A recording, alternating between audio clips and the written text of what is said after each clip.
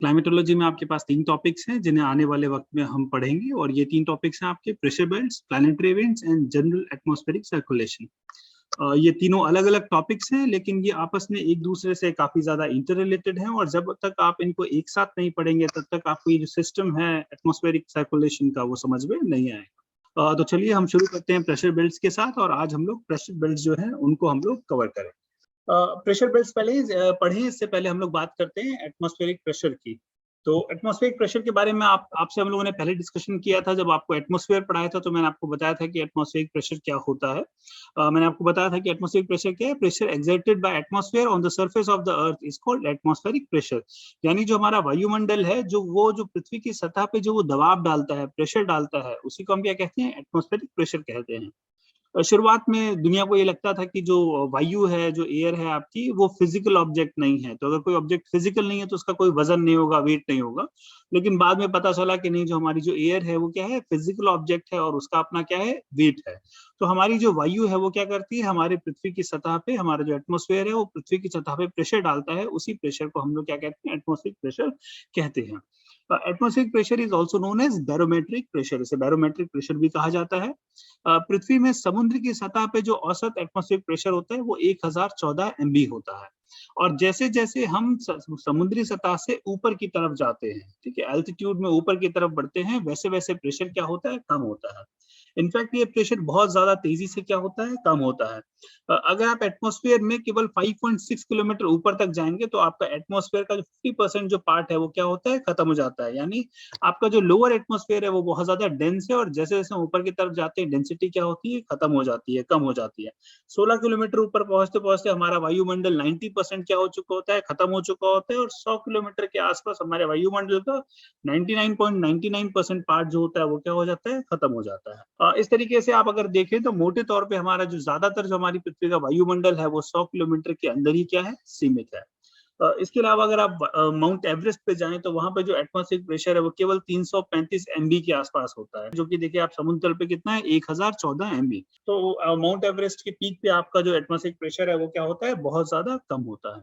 Atmospheric pressure के बारे में हमने डिटेल में पढ़ा था जब आप मैंने एटमॉस्फेयर पढ़ाया था, और अगर आपको उसे पढ़ना है तो फिर से आप उस लेक्चर को सुन सकते हैं। फिलहाल एटमॉस्फेरिक प्रेशर दो तरह का होता है। एक को हम कहते हैं हाई एटमॉस्फेरिक प्रेशर और दूसरे को हम कहते हैं लो एटमॉस्फेरिक प्रेशर।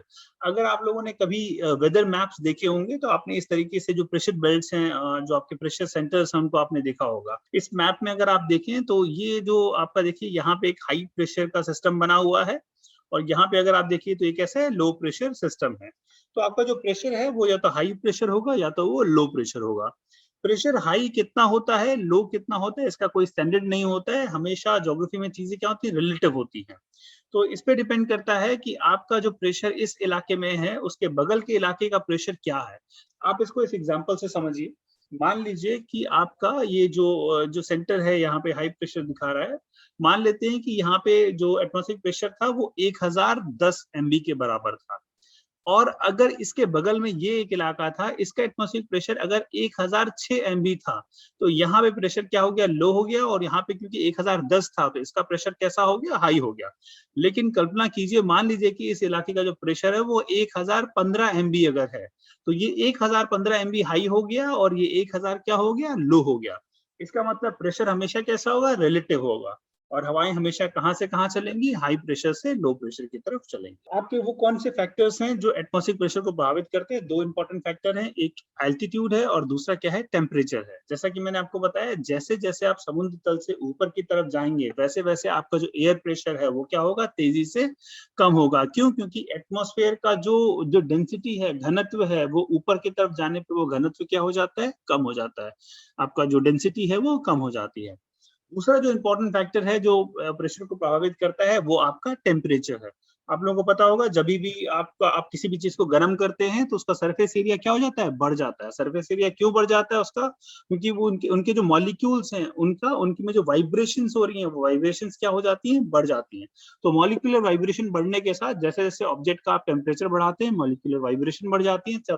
कोई भी जो ऑब्जेक्ट होता है उसका सरफेस एरिया क्या होता है? बढ़ जाता है।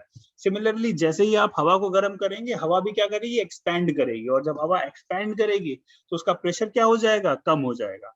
ऑन द कॉन्ट्रेरी, अगर आप हवा को ठंडा कर दें, एयर का टेम्परेचर क्या कर दें आप, बहुत कम कर दें, तो एयर के जो मॉलिक्यूल्स हमें वाइब्रेशन कम हो जाएगी और मॉलिक्यूल एक दूसरे के आसपास आ जाएंगे, और जब मॉलिक्यूल्स आसपास आ जाएंगे तो एयर प्रेशर क्या हो जाएगा, बढ़ जाएगा। यानी गर्म तापमान क्या करेगा, एयर प्रेशर को कम करेगा, और जो आपका कोल्ड टेम्परेचर है वो एयर प्रेशर को क्या करेगा, बढ़ाएगा। अब चलिए हम लोग बात करते हैं प्रेशर बेल्ट्स की। तो अगर आप देखें तो इस तरीके से ये 7 प्रेशर बेल्ट्स जो हैं वो पाई जाती है। तो जो सबसे पहली प्रेशर बेल्ट है वो आपकी इक्वेटोरियल लो प्रेशर बेल्ट है, जो कि इक्वेटर से 5 डिग्री नॉर्थ 5 डिग्री साउथ पाई जाती है, जिसे भूमध्य रेखीय निम्न वायुदाब पेटी कहते हैं। यहाँ पे एयर प्रेशर कैसा है, लो एयर प्रेशर है। उसके बाद आपकी 2 प्रेशर बेल्ट पाई जाती हैं ऊपर और नीचे, जो कि आपकी subtropical high pressure belt northern hemisphere, subtropical high pressure belt southern hemisphere है, जो कि 30 से 35 डिग्री उत्तरी अक्षांश और 30 से 35 डिग्री दक्षिणी अक्षांश के बीच में पाई जाती है। इसे कहा जाता है हिंदी में उपोष्ण कटिबंधीय उच्च वायुदाब पेटी। ये इस तरीके से आपकी ये 3 पेटी हो गई। उसके बाद आपकी चौथी और जो 5वीं पेटी है ये सब पोलर लो प्रेशर बेल्ट है, तो 60 से 65 डिग्री उत्तरी अक्षांश और 60 से 65 डिग्री दक्षिणी अक्षांश के बीच में पाई जाती है, जिसे उपध्रुवीय निम्न वायुदाब पेटी कहते हैं। यानी यहाँ पे जो एयर प्रेशर है वो कैसा एयर प्रेशर है, वो लो एयर प्रेशर है। और फिर आपकी छठी और 7वीं जो प्रेशर बेल्ट्स हैं वो आपकी पोलर हाई प्रेशर बेल्ट्स हैं, ध्रुवीय उच्च वायुदाब पेटी है, जो कि एक उत्तरी ध्रुव में पाई जाती है और दूसरी कहाँ पे, दक्षिणी ध्रुव में। तो इस तरीके से आपके पास पूरी पृथ्वी में कितनी प्रेशर बेल्ट्स हैं, 7 डिफाइंड प्रेशर बेल्ट्स हमारी पृथ्वी में पाई जाती हैं। अब चलिए एक एक करके इन सारे प्रेशर बेल्ट्स को पढ़ते हैं और समझते हैं कि इन प्रेशर बेल्ट का फॉर्मेशन किस तरीके से होता है। इसको पढ़ने से पहले ये भी आप लोगों के लिए समझना बहुत जरूरी है कि ये जो प्रेशर बेल्ट्स हैं ये बेसिकली जो ओवरहेड सन है उसको फॉलो करती हैं। यानी ये आइडियल कंडीशन है, जो सब जब सन कहाँ चमक रहा है, इक्वेटर भूमध्य रेखा पे चमक रहा है, तो ये जो बेल्ट्स हैं उनकी ये लोकेशन होगी। लेकिन आपको पता है हमारा जो सन है, ओवरहेड सन है, वो इक्वेटर से नॉर्थ 23.5 नॉर्थ जाता है और 23.5 साउथ जाता है, यानी ट्रॉपिक ऑफ कैंसर से लेकर ट्रॉपिक ऑफ कैप्रिकॉर्न तक मूव करता है। तो जो सन हमारा ट्रॉपिक ऑफ कैंसर की तरफ जाएगा, ऊपर की तरफ जाएगा, तो ये जो पूरी प्रेशर बेल्ट है ये कहाँ खिसकेगी, ऊपर की तरफ खिसकेगी। और जब सन नीचे की तरफ जाएगा तो पूरी प्रेशर बेल्ट कहाँ खिसकेगी, नीचे की तरफ खिसकेगी। सबसे प्रोनाउंस्ड शिफ्टिंग जो होगी इक्वेटर में होगी, और इक्वेटर से जैसे जैसे आप ऊपर जाएंगे वैसे वैसे शिफ्टिंग क्या होगी, कम होगी। तो आपकी जो प्रेशर बेल्ट्स हैं वो ओवरहेड सन, यानी जैसा ऊपर सन होगा उसी हिसाब से नॉर्थ और साउथ में खिसकेंगे। सबसे पहले हम लोग बढ़ते हैं इक्वेटोरियल लो प्रेशर बेल्ट्स के बारे में। इक्वेटोरियल लो प्रेशर बेल्ट जो है ये आपकी भूमध्य रेखा, मैंने आपको बताया था, इक्वेटर जो है इससे 5 डिग्री नॉर्थ और 5 डिग्री साउथ के बीच में पाई जाती है, और ये कैसी प्रेशर बेल्ट है, लो प्रेशर बेल्ट है। ये जो आपकी प्रेशर बेल्ट है इसकी खासियत क्या होती है, यहाँ पे सन सीधे चमकता है तो यहाँ पे बहुत गर्मी होती है, और अगर आप देखें तो ये जो इलाके हैं यहाँ पे समुद्र की मात्रा बहुत ज्यादा है और कॉन्टिनेंट्स कम है। तो इस इलाके में जो ह्यूमिडिटी है इक्वेटर में वो बहुत ज्यादा हाई होती है, क्योंकि सन क्या होता है, सीधे चमकता है, और गर्मी क्या होती है, बहुत ज्यादा होती है। जाहिर सी बात है सन सीधे चमक रहा है तो आपका टेम्परेचर भी क्या होगा, ज्यादा होगा। तो इस तरीके से जो आपकी इक्वेटोरियल लो प्रेशर बेल्ट है उसकी विशेषता क्या है, यहाँ पे हाई टेम्परेचर है और हाई ह्यूमिडिटी है, बहुत अधिक तापमान है और बहुत अधिक क्या है, नमी है, बहुत अधिक मॉइस्चर यहाँ पे पाया जाता है।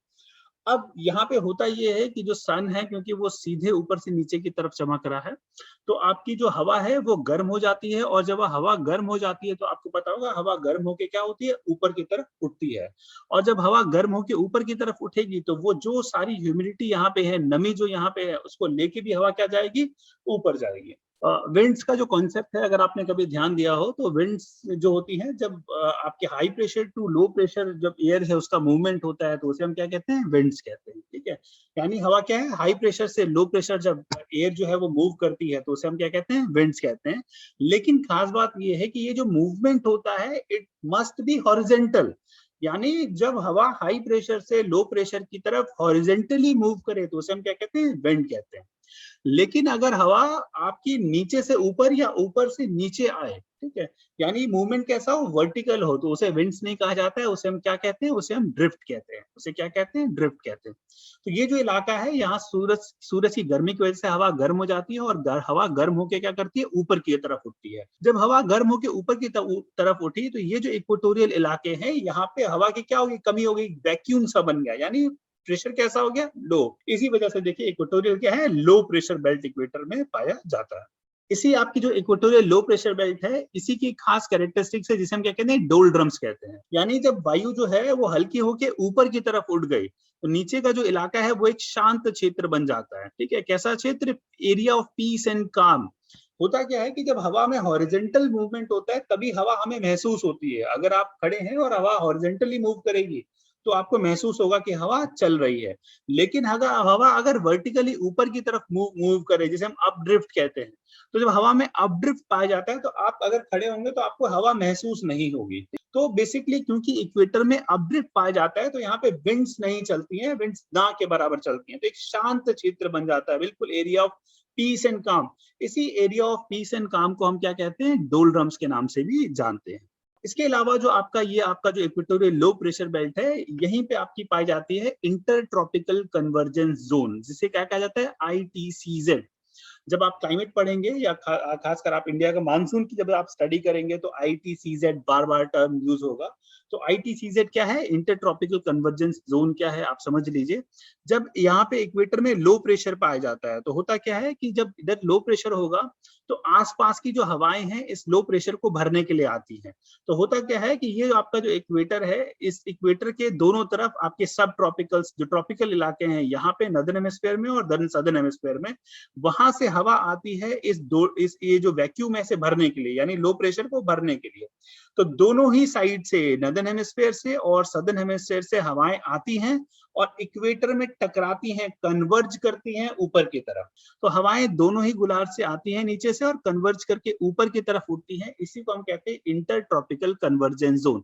यानी दोनों ट्रॉपिक से आने वाली हवाएं आपस में टकरा के ऊपर की तरफ उठती हैं, जिसे इंटर ट्रॉपिकल कन्वर्जेंस जोन कहा जाता है। यानी एक तरीके से आपका इक्वेटोरियल लो प्रेशर बेल्ट, डोल्ड्रम्स और ITCZ आपस में क्या है, एक दूसरे से रिलेटेड है, संबंधित है। अब ये आपका जो इक्वेटोरियल लो प्रेशर बेल्ट है, मैंने आपको बताया यहाँ पे टेम्परेचर क्या है, हाई है, और आपका नमी क्या है, बहुत ज्यादा है। तो जब टेम्परेचर हाई होगा और नमी ज्यादा होगी तो होगा क्या कि वहां पे ये जो आपके इलाके हैं, जिन इलाकों में हाई टेम्परेचर और high moisture, high water vapour पाया जाता है, वहां पे क्लाइमेट कैसी जाती है, रेन फॉरेस्ट क्लाइमेट पाया जाता है। अब रेन फॉरेस्ट क्यों है? क्योंकि टेम्परेचर क्या है, बहुत ज्यादा है, और नमी क्या है, बहुत ज्यादा है। और पेड़ पौधों को क्या चाहिए उगने के लिए, ग्रो करने के लिए? सनलाइट चाहिए फोटोसिंथेसिस के लिए, और नमी क्या चाहिए, बहुत ज्यादा चाहिए। तो इक्वेटर में ये जो कंडीशन है ये आइडियल है, और हाई टेम्परेचर और हाई ह्यूमिडिटी पाया जाता है, जिसकी वजह से जहां जहां से आपकी इक्वेटर की लाइन गुजरेगी हमारी पृथ्वी में, वहां वहां पे क्या पाया जाएगा, रेन फॉरेस्ट पाया जाएगा। आप ये देखिए, ये आपके अमेज़न के रेन फॉरेस्ट है, यहाँ से ये लाइन गुजर रही है, उसके बाद ये लाइन यहाँ से जाती है इक्वेटर की। ये आपके जायरे के वर्षावन है, जैसे कॉन्गो के वर्षावन भी कहा जाता है। उसके अलावा ये लाइन यहाँ से गुजर रही है, ये आपका इंडोनेशिया और आसपास के इलाके हैं, यहाँ पे भी क्या पाए जाते हैं, आपके रेन फॉरेस्ट जो है, वर्षावन जो है वो पाए जाते हैं। अब मैं आपको बताना चाहूंगा कि एक्चुअली रेनफॉल होती क्यों है, एक बड़ा बेसिक्स का सा क्वेश्चन है। और रेनफॉल जो है उसका एक बेसिक प्रोसेस है, आप समझिएगा कि रेनफॉल होती क्यों है। मान लीजिए कि आपका सरफेस एरिया है, यहाँ पे ये एयर की एक क्वांटिटी है, एक एयर मास है, जिस एयर में आपके एक निश्चित संख्या में वाटर वेपर है। अब एयर जब आपकी गर्म होती है तो उसकी जो मॉइस्चर होल्डिंग कैपेसिटी होती है वो बहुत ज्यादा होती है। एयर जब ठंडी होती है तो उसकी मॉइस्चर होल्डिंग कैपेसिटी क्या होती है, कम हो जाती है। तो जब एयर गर्म हो जाएगी तो एक्सपैंड हो जाएगी, मॉइस्चर होल्डिंग कैपेसिटी बढ़ जाएगी। एयर ठंडी होगी तो कॉन्ट्रैक्ट कर जाएगी, मॉइस्चर होल्डिंग कैपेसिटी क्या हो जाएगी, कम हो जाएगी। अभी हो सकता है कि यहाँ पे इस एयर में मॉइस्चर होल्डिंग कैपेसिटी बहुत है लेकिन मॉइस्चर क्या है, कम है। लेकिन हवा जैसे ही ऊपर की तरफ उठती है हमारा टेम्परेचर क्या होता है, कम होता है। टेम्परेचर कितना कम होता है, 6.5 डिग्री सेल्सियस पर किलोमीटर, जिसे हम क्या कहते हैं, नॉर्मल लैप्स रेट या तापमान का सामान्य ह्रास दर। तो हवा इक्वेटर में जब ऊपर की तरफ उठती है तो ऊपर की तरफ उठती हुई हवा क्या होती है, ठंडी होती जाती है। जैसे जैसे हवा ठंडी होती जाएगी, किस दर से, नॉर्मल लैप्स रेट के दर से, तो हवा का जो आकार है, जो एरिया है, वो क्या हो जाएगा, कम हो जाएगा। लेकिन नमी की मात्रा उतनी ही कम है। अब याद रखिएगा, जैसे जैसे हवा का आकार कम होगा उसकी जो मॉइस्चर होल्डिंग कैपेसिटी है वो भी क्या होगी, कम होगी। फर्दर हवा और ऊपर इक्वेटर में ऊपर की तरफ उठती है, उसका एरिया और कम हो जाता है, मॉइस्चर उतना ही। अब ये सीमा आ गई है जिस सीमा में हवा में केवल उतना ही मॉइस्चर है जितना होल्ड कर सकती है। यानी इस वॉल्यूम वाला जो आपकी एयर है वो केवल 10, मान लीजिए कि केवल 10 मॉइस्चर को होल्ड कर सकती है। तो यहां तक तो कुछ नहीं होगा, लेकिन जैसे ही वो इस सीमा को क्रॉस करेगी तो हवा और क्या करेगी, कॉन्ट्रैक्ट कर जाएगी और कम हो जाएगी। और जैसे ही वो और कॉन्ट्रैक्ट करेगी उसकी मॉइस्चर होल्डिंग कैपेसिटी क्या कर जाएगी, अब यहाँ पे मॉइस्चर ज्यादा है लेकिन अब उसको वो रोक नहीं सकती है क्योंकि उसकी मॉइस्चर होल्डिंग कैपेसिटी क्या हो रही है, कम हो रही है। तो जैसे ही ये सैचुरेशन की स्थिति आती है और हवा सैचुरेशन से और ऊपर जाती है, वैसे ही मॉइस्चर के कण आपस में एक दूसरे के इतने करीब आ जाते हैं कि वो एक दूसरे के साथ मिलने लगते हैं और क्या हो जाता है, रेनफॉल हो जाता है। इसी प्रक्रिया की वजह से आपका जो इक्वेटोरियल इलाके हैं, इन इक्वेटोरियल इलाकों में डेली रेनफॉल होता है। इक्वेटर के कुछ तो खास ऐसे इलाके हैं जहां निश्चित तौर पे 1 से 2 बजे के आसपास बारिश हो जाती है। तो जो आपके इक्वेटोरियल इलाके हैं वहां पे डेली रेनफॉल होगी और ये जो रेनफॉल है ये बहुत ही निश्चित होती है और ये रेनफॉल रोज होती है, जिसकी वजह से बहुत बड़ी मात्रा में जो बारिश है वो आपके जो रेन फॉरेस्ट है उनको मिलती है और इसी वजह से ये फॉरेस्ट है ये बहुत तेजी से ग्रो करते हैं। यानी इक्वेटोरियल लो प्रेशर बेल्ट किसके साथ एसोसिएटेड है, आपके रेन फॉरेस्ट के साथ एसोसिएटेड है, संबंधित है। ये तो हो गई आपकी इक्वेटोरियल लो प्रेशर बेल्ट। इसके बाद अगला जो प्रेशर बेल्ट है उसे हम कहते हैं सब ट्रॉपिकल हाई प्रेशर बेल्ट। सब ट्रॉपिकल हाई प्रेशर बेल्ट जैसा कि मैंने आपको बताया 30 to 35 डिग्री नॉर्दर्न हेमिस्फीयर और 30 to 35 डिग्री सदर्न हेमिस्फीयर के बीच में पाई जाती है। तो सब ट्रॉपिकल बेल्ट आपकी कहाँ मिलती है, 30 to 35 डिग्री नॉर्दर्न हेमिस्फीयर और 30 to 35 डिग्री सदर्न हेमिस्फीयर के बीच में आपकी subtropical high pressure belt पाई जाती है। अब सब ट्रॉपिकल हाई प्रेशर बेल्ट में होता क्या है कि वो हवाएं जो इक्वेटर में ऊपर की तरफ उठी थी, वो हवाएं आपकी वापस नीचे की तरफ बढ़ती हैं सब ट्रॉपिकल हाई प्रेशर बेल्ट की तरफ, दोनों ही गोलार्धों में। यानी इक्वेटर से ये हवाएं ऊपर गई और कहाँ पे आके नीचे गिरी, आपकी ये सब ट्रॉपिकल इलाकों में उत्तरी गोलार्ध और सब ट्रॉपिकल इलाकों दक्षिणी गोलार्ध में आपकी नीचे की तरफ गिरी। तो इक्वेटर में क्या हो रहा था, हवा नीचे से ऊपर की तरफ जा रही थी जिसकी वजह से प्रेशर क्या था, लो था। लेकिन आपका जो सब ट्रॉपिकल इलाके हैं यहाँ पे हवा ऊपर से नीचे की तरफ आती है, ठीक है। तो जब हवा ऊपर से नीचे की तरफ आएगी तो क्या करेगी, प्रेशर डालेगी, दबाव डालेगी, जिसकी वजह से यहाँ पे जो प्रेशर है वो कैसा पाया जाता है, हाई प्रेशर पाया जाता है।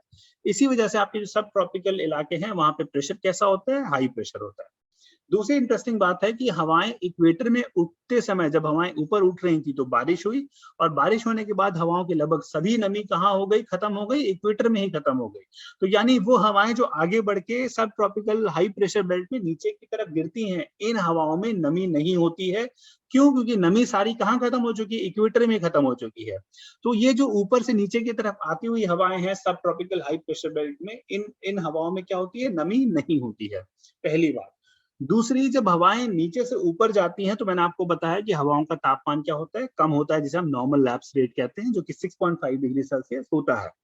सिमिलरली जब हवाएं ऊपर से नीचे की तरफ जाएंगी तो हवाओं का टेम्परेचर क्या होगा, बढ़ेगा। एयर क्या करेगी, टेम्परेचर को गेन करेगी, जिसे हम कहते हैं एडियाबैटिक लैप्स रेट, जिसे क्या कहा जाता है, एडियाबैटिक लैप्स रेट। अब इसे एडियाबैटिक लैप्स रेट जो है, अब आमतौर पे इसे हम adiabatic dry adiabatic lapse rate कहते हैं, क्योंकि आमतौर पे ऊपर से नीचे की तरफ जो आती हुई हवाएं हैं उनमें नमी नहीं होती, ठीक है। तो ये जो ड्राई एडियाबैटिक लैप्स रेट होता है ये कितना होता है, ये लगभग 10 डिग्री सेल्सियस पर किलोमीटर होता है। याद रखिएगा, normal lapse rate 6.5 degree Celsius है, लेकिन जो आपका ड्राई एडियाबैटिक लैप्स रेट है वो 10 डिग्री सेल्सियस पर किलोमीटर है। लेकिन अगर इनमें नमी होती है, मान लीजिए हवाओं में नमी है, ऊपर से नीचे की तरफ आ रही हवाओं में नमी है, तो इनका जो लैप्स रेट है वो बढ़ के वही 6.5 के आसपास हो जाता है। लेकिन अगर वो ड्राई है तो लैप्स रेट कितना होगा आपका, 10 डिग्री के आसपास होगा। यानी हवाएं 1 किलोमीटर ऊपर से नीचे आएंगी तो टेम्परेचर कितना बढ़ जाएगा, टेम्परेचर लगभग 10 डिग्री सेल्सियस बढ़ जाए, ठीक है। तो ये जो आपके इलाके हैं यहाँ पे, एक तो ऊपर से नीचे उतरती हुई हवाएं जो है वो बहुत गर्म है और दूसरा नमी इनमें नहीं है। तो होता क्या है कि यहाँ पे रेगिस्तानों का इस वजह से विकास हो जाता है, डेजर्ट्स का विकास हो जाता है। तो जहां जहां सब ट्रॉपिकल हाई प्रेशर बेल्ट आपको मिलेगा वहां वहां क्या मिलेंगे, आपको डेजर्ट्स मिलेंगे। देखिए ये सब ट्रॉपिकल हाई प्रेशर बेल्ट उत्तरी गोलार्ध और दक्षिणी गोलार्ध, आप देखिए लाइन जहां जहां से जाएगी वो सारे किसमें कन्वर्ट हो जाएंगे, डेजर्ट में। ये मैक्सिको और मोजोव और कैलिफोर्निया का डेजर्ट है अमेरिका में, सहारा आपको पता है, अरेबिया पूरा क्या है आपका डेजर्ट है, इंडिया में थर्ड डेजर्ट है। ये इलाका केवल बच गया है और ये इलाका इसलिए बच गया है क्योंकि यहाँ पे मानसून प्रभावी होता है। अगर मानसून प्रभावी ना हो तो ये जो हमारा हिंदुस्तान और आसपास के इलाके हैं ये भी क्या हो जाए, रेगिस्तानी हो जाए। तो यहाँ पे मानसून की वजह से रेगिस्तानों का विकास नहीं हुआ है। सदर्न हेमिस्फीयर आप देखिए, ये देखिए अटाकामा पैटागोनिया का डेजर्ट, कालाहारी नामीबिया का डेजर्ट, ऑस्ट्रेलिया आपको पता होगा 90% जो ऑस्ट्रेलिया है वो क्या है, डेजर्ट है। तो जहां जहां से सब ट्रॉपिकल हाई प्रेशर बेल्ट की लाइन गुजरेंगी वहां पे किसका विकास हो जाएगा, डेजर्ट्स का विकास हो जाएगा। क्यों? क्योंकि ऊपर से नीचे की तरफ आती हुई हवाएं गर्म होती हैं और इनमें नमी नहीं होती, जिसकी वजह से रेगिस्तानों का विकास हो जाता है।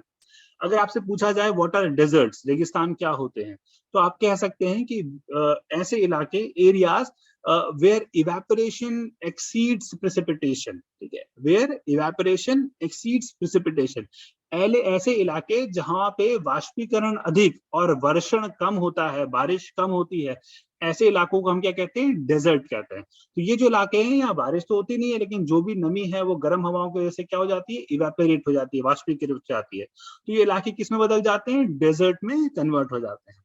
इंडिया के केस में अगर हमें मानसून माना जाता है कि अगर हमारा मानसून 5 साल के लिए फेल हो जाए केवल, तो हमारा जो ये पूरा इलाका है ये किस में कन्वर्ट हो जाएगा, रेगिस्तान, डेजर्ट्स में कन्वर्ट हो जाएगा। अब ये जो आपका सब ट्रॉपिकल हाई प्रेशर बेल्ट है, यहाँ हवाएं ऊपर से नीचे की तरफ आ रही हैं, तो याद रखिएगा ऊपर से जब नीचे की तरफ आएंगी तो हवाएं, उसे हम क्या कहेंगे, डाउन ड्रिफ्ट कहेंगे। यहाँ पे इक्वेटर से नीचे से ऊपर तरफ जा रही हैं, जिसे हम क्या कह रहे हैं, अप ड्रिफ्ट कह रहे हैं। और सब ट्रॉपिक्स में हमारी हवाएं ऊपर से नीचे की तरफ आ रही है, जिसे हम क्या कह रहे हैं, डाउन ड्रिफ्ट कहते हैं।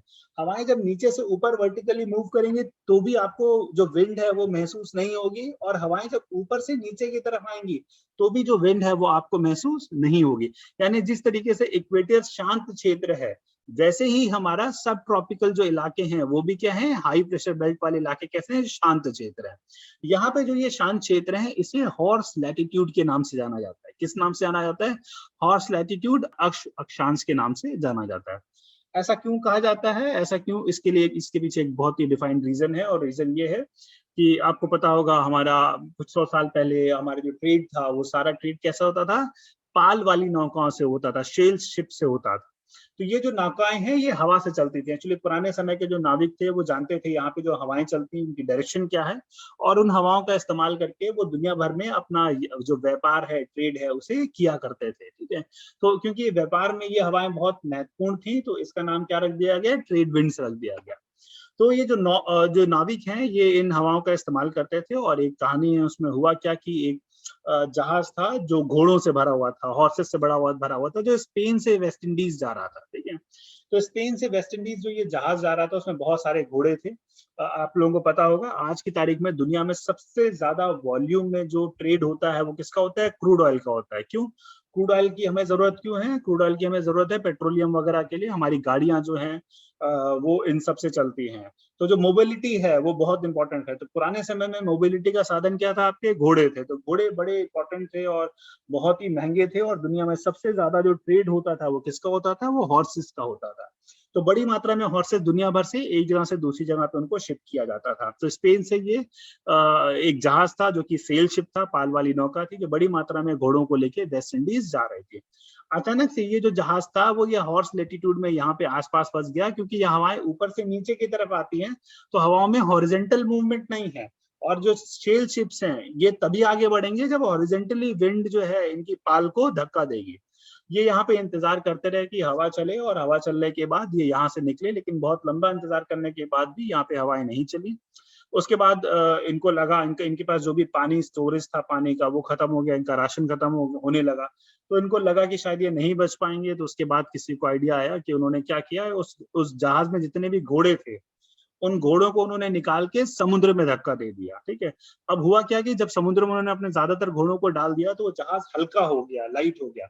और जब वो जहाज लाइट हो गया तो वहां जो थोड़ी बहुत हवा थी उस हवा की मदद से वो उस इलाके से निकल पाए, और फिर अपनी जो मंजिल है यानी वेस्ट इंडीज तक पहुंचे। फिर उन्होंने अपनी कहानी दुनिया को बताई किस तरीके से वो इस इलाके में फंस गए थे जहाँ पे हवाएं नहीं थी, और बचने के लिए उन्होंने अपने घोड़ों को फेंक दिया। तब से इस इलाके को हम किस नाम से जानते हैं, हॉर्स लैटिट्यूड के नाम से जानते हैं। यानी सब ट्रॉपिकल हाई प्रेशर बेल्ट किस नाम से जाना जाता है, हॉर्स लैटिट्यूड के नाम से भी जाना जाता है। अगली जो आपकी प्रेशर बेल्ट है उसे हम कहते हैं सब पोलर लो प्रेशर बेल्ट। सब पोलर लो प्रेशर बेल्ट 7 से 65 डिग्री उत्तरी अक्षांश और 7 से 65 डिग्री दक्षिणी अक्षांश के बीच में पाई जाती है। सब पोलर लो प्रेशर बेल्ट है, और सब पोलर लो प्रेशर बेल्ट इस वजह से है क्योंकि ये जो सब पोलर इलाके हैं 60 से 65 डिग्री उत्तरी अक्षांश और दक्षिणी अक्षांश के आसपास, इन इलाकों से अगर आप यहाँ पे देखें तो हवाएं नीचे से ऊपर की तरफ जा रही हैं। तो हवाएं जब नीचे से ऊपर की तरफ जाएंगी तो प्रेशर कैसा क्रिएट होगा, लो प्रेशर सिस्टम यहाँ पे क्रिएट होगा। अब सवाल ये उठता है कि यहाँ पे लो प्रेशर सिस्टम क्यों पाया जाता है, यानी जो हवाएं हैं नीचे से ऊपर क्यों जाती है। अब अगर आप देखेंगे तो अर्थ में दो तरह के जो फोर्सेज हैं वो काम कर रहे हैं जो हवाओं को नीचे से ऊपर की तरफ धक्का देते हैं। एक आपका थर्मल फैक्टर है और दूसरा डायनेमिक फैक्टर है। तो आपके दो तरह के फैक्टर हुए, एक को हम थर्मल फैक्टर कहते हैं और एक डायनेमिक फैक्टर कहते हैं। डायनेमिक फैक्टर जो है वो अर्थ के रोटेशन की वजह से, अर्थ के घूमने की वजह से, आपको पता है पृथ्वी अपने एक्सिस के सहारे क्या करती है, गोल गोल घूमती है। और जब पृथ्वी का ये जो गोल रोटेशन है, इस रोटेशन की वजह से चीजों को बाहर की तरफ धक्का लगता है, जिसे हम सेंट्रीफ्यूगल फोर्स कहते हैं। तो ये जो आपका सेंट्रीफ्यूगल फोर्स है, यही क्या है, आपका डायनेमिक फोर्स है। दूसरी तरफ जो आपका थर्मल फोर्स है, थर्मल फोर्स क्या है कि जब सूर्य की जो रोशनी है, किरणें हैं, वो पड़ती है तो पृथ्वी गर्म हो जाती है। गर्म होने की वजह से हवा, जो गर्म हवा है, वो ऊपर की तरफ उठती है, जिसकी वजह से हवाएं जो है वो अपड्रिफ्ट के फॉर्म में ऊपर की तरफ जाती है। तो इक्वेटर में जो है, अगर आप ध्यान दें तो दोनों फैक्टर काम कर रहे हैं आपके, डायनेमिक फैक्टर भी काम कर रहा है और थर्मल फैक्टर भी काम कर रहा है। यानी भूमध्य रेखा में पृथ्वी की घूर्णन के कारण भी हवाएं ऊपर जाती हैं और डायनेमिक, और जो आपका थर्मल फैक्टर है यानी सन की जो गर्मी है उसकी वजह से भी हवाएं गर्म होकर ऊपर की तरफ उठती है। लेकिन यहाँ पे इंटरेस्टिंग बात यह है कि जो आपके भूमध्य रेखीय क्षेत्र है, यहाँ पे आपका जो थर्मल फैक्टर है वो बहुत ज्यादा डोमिनेटिंग है और जो आपका डायनेमिक फैक्टर है वो क्या है, वीक है। तो थर्मल, जो आपके इक्वेटोरियल इलाके हैं, यहाँ पे थर्मल फैक्टर इतना डोमिनेंट होता है कि हम ये मानते हैं कि हवाएं गर्मी की वजह से नीचे से ऊपर की तरफ उठती हैं। लेकिन जैसे ही आप सब पोलर इलाकों के आसपास पहुंचते हैं तो जो आपके ये सब पोलर इलाके हैं, यहाँ पे आपका थर्मल फैक्टर क्या है, मिसिंग है। अगर आप देखें तो ये जो इलाके हैं सब पोलर, आपके लो प्रेशर बेल्ट वाले, अगर आप ध्यान दें तो यहाँ बहुत ठंडक पड़ती है। यूरोप के जो नॉर्दर्न ठंडे इलाके हैं ये वो है, एशिया के और आपके जो रशिया है उसके जो नॉर्दर्न पार्ट है वो इस सब पोलर लो प्रेशर बेल्ट वाले इलाकों में आता है। तो ये काफी ठंडा है। तो यहाँ पे जो आपका थर्मल फैक्टर है वो बिल्कुल भी मिसिंग है, थर्मल फैक्टर बिल्कुल भी काम यहाँ पे नहीं करता है। तो ये जो सब आपके जो सब पोलर लो प्रेशर बेल्ट वाले इलाके हैं, यहाँ पे केवल एक फैक्टर एक्टिव है, वो कौन सा, आपका डायनेमिक फैक्टर, यानी रोटेशन ऑफ द अर्थ।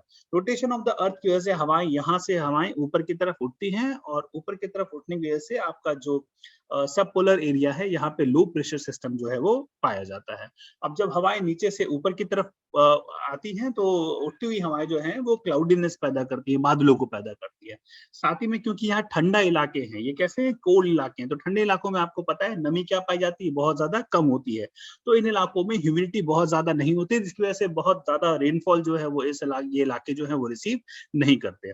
उसके साथ क्योंकि ठंडे हैं तो हमेशा वेदर जो है, मौसम जो है वो साल भर कैसा बना रहता है, लगभग ठंडा बना रहता है। कुछ ही महीने होते हैं वो जो गर्म होते हैं, जब बर्फ जो है वो पिघलती है। इसके बाद जो हमारा अगला जो प्रेशर बेल्ट है उसे हम कहते हैं पोलर हाई प्रेशर बेल्ट। ठीक है, तो वो हवाएं जो सब पोलर इलाके में ऊपर उठी थी वो दो डायरेक्शन में मुड़ जाती हैं। एक तो वो चली जाती हैं सब ट्रॉपिकल हाई प्रेशर बेल्ट की तरफ, दूसरी जो हवाएं हैं वो मुड़ के हमारी एक जो आपके पोलर इलाके हैं, पोलर इलाके हैं, वहां पे पहुंचती हैं। और ये हवाएं ध्रुवीय इलाकों में ऊपर से नीचे की तरफ आती हैं। तो जो आपकी सब पोलर जो इलाके हैं उन वहां से उठी हुई हवाएं हमारी कहाँ पे गिरती हैं, आके पोलर रीजन्स में, ध्रुवीय रीजन में ऊपर से नीचे की तरफ गिरती हैं। तो जब हवाएं ऊपर से नीचे की तरफ आती हैं तो जाहिर सी बात है प्रेशर कैसा होगा, हाई प्रेशर होगा। तो जो हमारे ध्रुवीय इलाके हैं उनमें प्रेशर कैसा होता है, हाई प्रेशर होता है, बिकॉज ऑफ सबसाइडिंग एयर, जो ऊपर से नीचे की तरफ जो एयर आ रही है वहां पे। तो इस वजह से क्योंकि हवा ऊपर से नीचे की तरफ आ रही है तो प्रेशर कैसा बनेगा, हाई प्रेशर बनेगा। इसके अलावा यहाँ पे क्योंकि टेम्परेचर आप लोगों को बताया ध्रुवीय इलाकों में बहुत कम होता है, वेरी लो टेम्परेचर होता है, क्योंकि यहाँ पे टेम्परेचर बहुत कम है तो हवा जो होती है वो ठंडी होती है। और ठंडी हवा आपको पता होगा कैसी होती है, भारी होती है, उसका प्रेशर खुद का हाई होता है। तो आप यहाँ पे दो फैक्टर काम कर रहे हैं, एक तो सबसाइडिंग एयर और दूसरा जो फैक्टर है वो ये है कि जो आपका जो टेम्परेचर है एयर का वो बहुत ज्यादा कम है, जिसकी वजह से एयर जो होती है वो क्या आती है, भारी हो जाती है। इसी वजह से जो ध्रुवीय इलाके हैं वहां पे दुनिया में, हमारे पूरी दुनिया में सबसे ज्यादा जो हाई प्रेशर सिस्टम है वो कहाँ पाया जाता है, ध्रुवीय इलाकों में पाया जाता है। तो जो आपके ध्रुवीय इलाके हैं वहां पे एयर प्रेशर क्या होता है, बहुत कंसिडरेबली हाई होता है। तो इस तरीके से जो आपके पोलर इलाके हैं, नॉर्थ पोल और साउथ पोल, यहाँ पे प्रेशर कैसा होता है, यहाँ पे हाई प्रेशर सिस्टम या हाई प्रेशर बेल्ट जो है वो पाई जाती है। ये जो हाई प्रेशर बेल्ट है ये आपकी 85 टू 90 डिग्री नॉर्दर्न नॉर्थ में और 85 टू 90 डिग्री साउथ में, दोनों ही जो हेमिस्फीयर है उसमें पाई जाती है। तो इस तरीके से आपकी जो आपके जो प्रेशर बेल्ट्स हैं वो पूरी दुनिया में पाए जाते हैं और ये बहुत ही डिफाइंड 7 जो है वो डिफाइंड प्रेशर बेल्ट हैं जिसके बारे में हम लोगों ने अभी डिस्कशन किया। चलिए मैं उम्मीद करता हूँ आप लोगों को समझ में आ गया होगा। कोई सवाल पूछना चाहते हैं तो पूछ सकते हैं।